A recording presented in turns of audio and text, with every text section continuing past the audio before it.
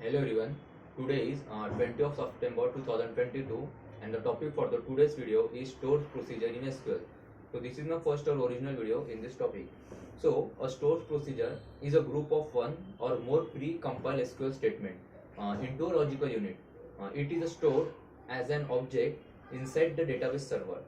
It is a subroutine or a sub-program in the common computing language that has been created and stored in the databases. So each procedure in SQL Server always contains a name, parameter list, and transact, that is SQL statement. So the SQL database server stores the store procedure as name object. So we can invoke the procedure by using triggers, other procedure, and applications such as Java, Python, PHP, etc. So it can support almost all the relational database system.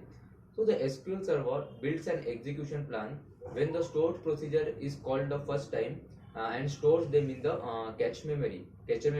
So the plan is reused by SQL Server in the subsequent executions of the stored procedure, allowing it to run quickly and efficiently. Now we will see the features of stored procedure in SQL Server. So the first feature is reduced traffic. So stored procedure reduces network traffic between the application and the database server, resulting in increased performance.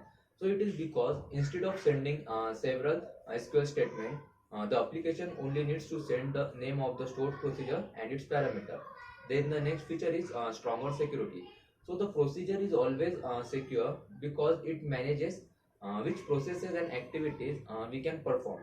It removes the need for permission to be granted at the database object level and simplifies the security layer. Then the next is reusable. So the stores procedure are reusable.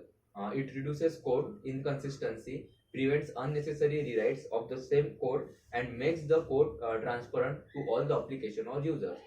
Then the next feature is easy maintenance. So the procedure are easier to maintain without restarting or deploying the application. And the last feature is improved performance. So the stored procedure increases the application performance. Once we create the stored procedure and compile, then the first time it creates an execution plan reused for subsequent execution. So the procedure is usually processed quicker because the query processor does not have to create a new plan.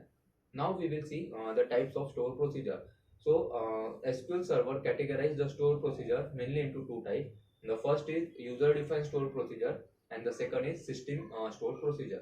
Now we will see first the user defined store procedure.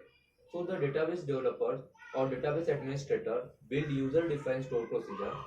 These procedures provide one or more SQL statements for selecting, updating, or removing data from database table.